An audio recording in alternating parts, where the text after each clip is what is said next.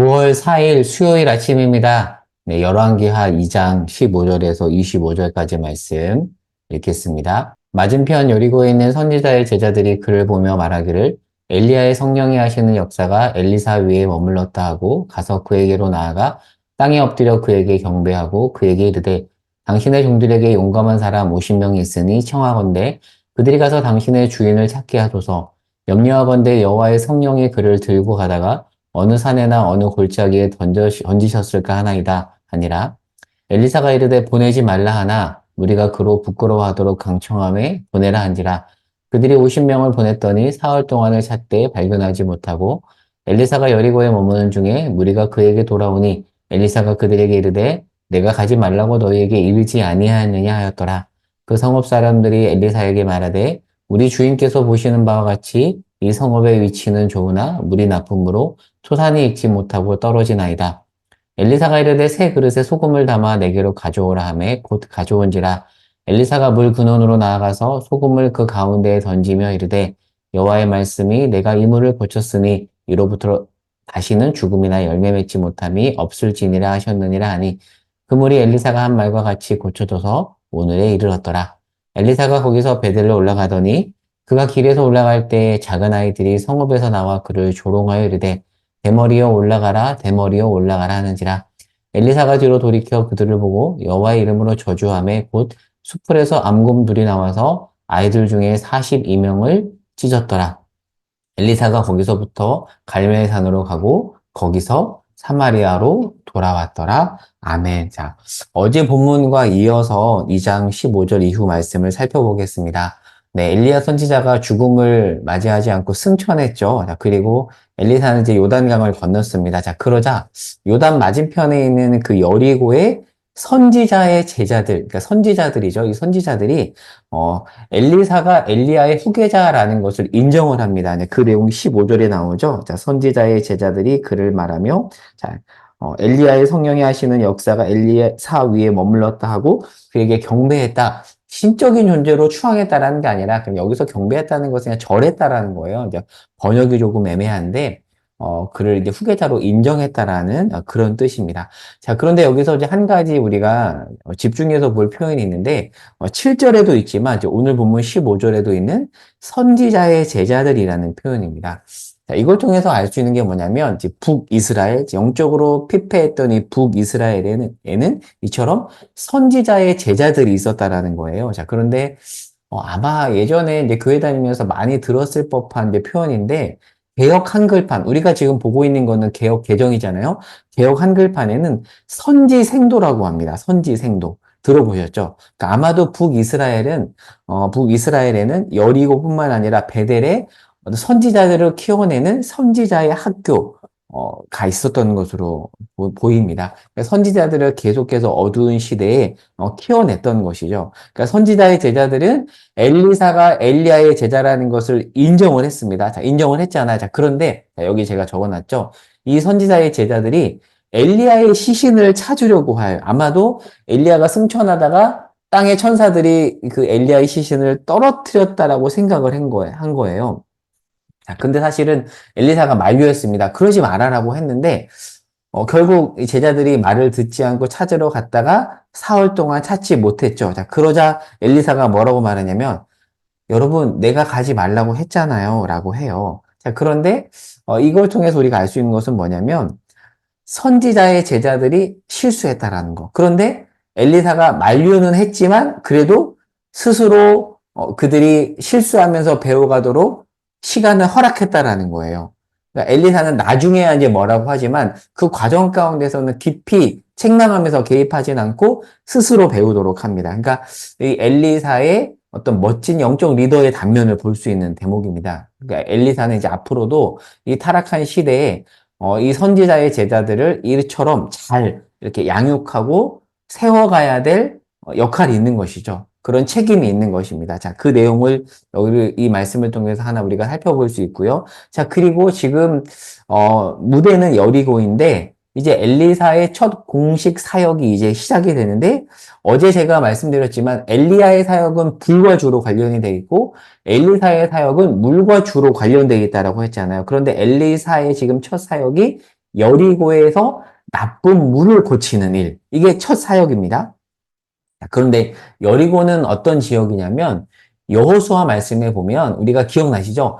가나안의 첫 성읍이었습니다. 그래서 여호수아 6장 26절 한번 여러분 보시겠습니까? 제가 시간을 드릴까요? 여호수아 6장 구약 성경 여호수아 6장 26절 찾아볼게요.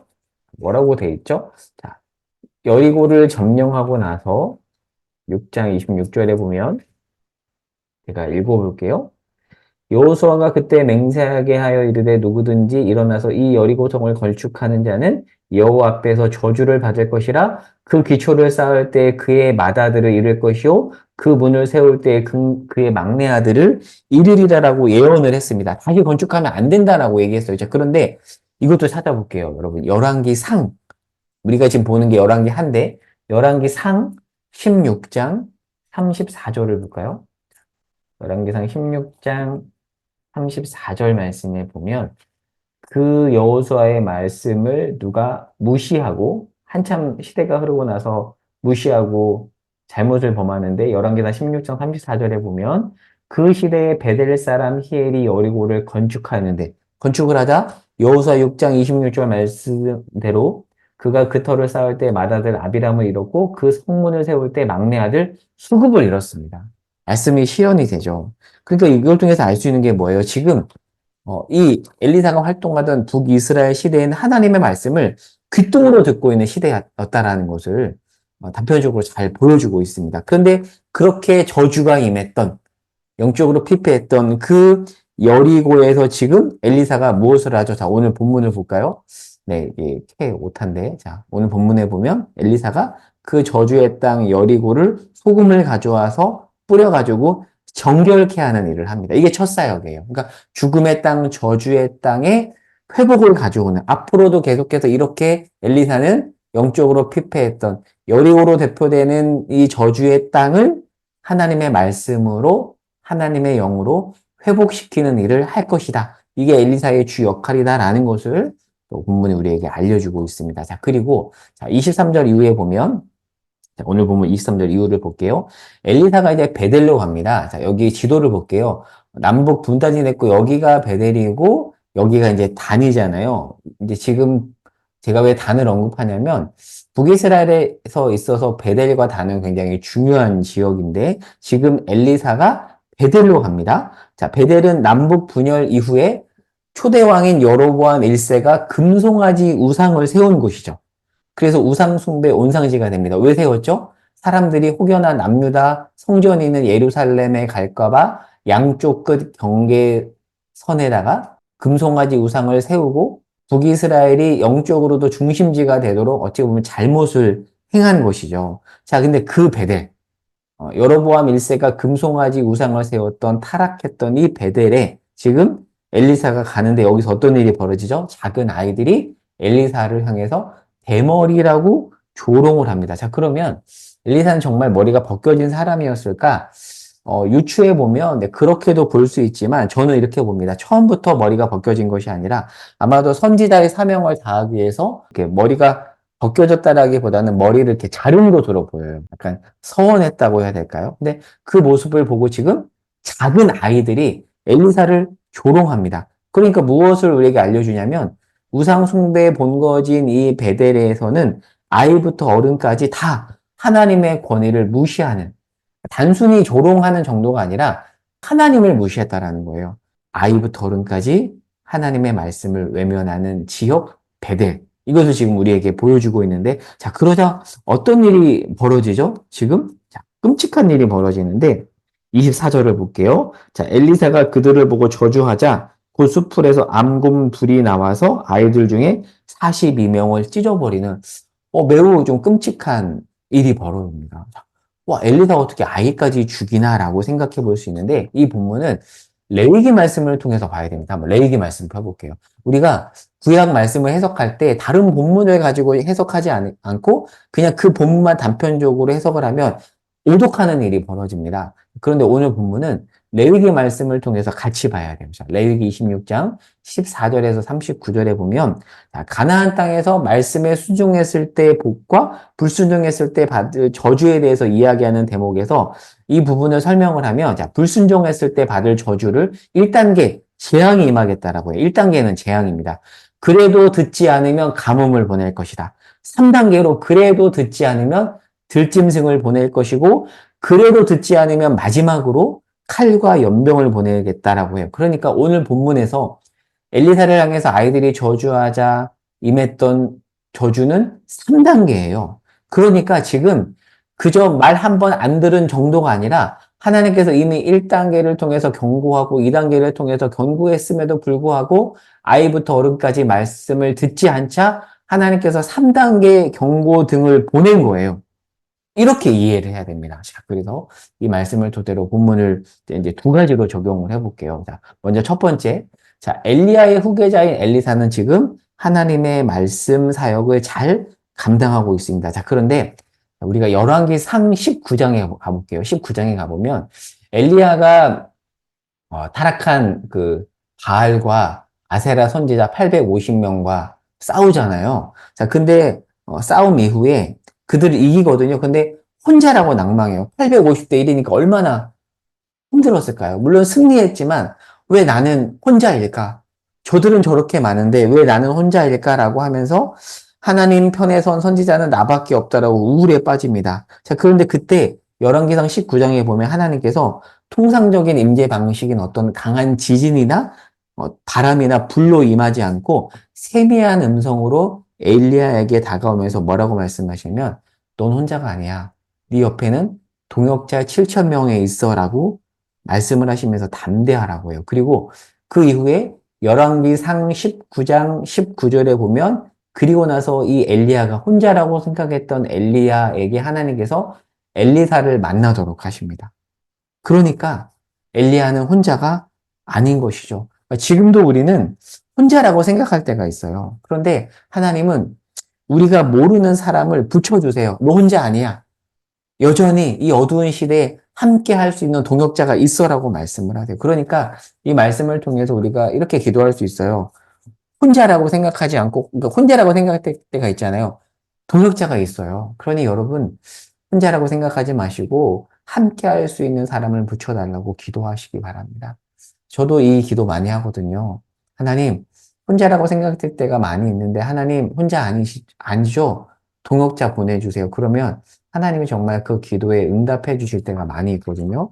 그 기도를 이 아침에 드렸으면 좋겠고요. 두 번째 정림이 적용입니다. 우리가 마지막에 그 아이들에게 내려진 암곰이 아이들을 찢는 그 심판을 받잖아요. 자, 이것을 보고 사실은 엘리사에 대해서 부정적으로 너무 임팩트가 큰 사건이니까 엘리사의 어떤 뭐라 그럴까요? 밝은 면이 많이 있는데 이 장면 하나 때문에 엘리사를 부정적으로 보는 측면이 있거든요. 그런데 이 말씀은 아까 말씀드렸듯이 레위기 26장과 함께 봐야 됩니다. 그러니까 하나님은 하나님의 말씀을 듣지 않았을 때 네 단계에 걸쳐서 징벌을 내리겠다라고 말씀하시는데 이 징벌의 목적은 돌이킴입니다.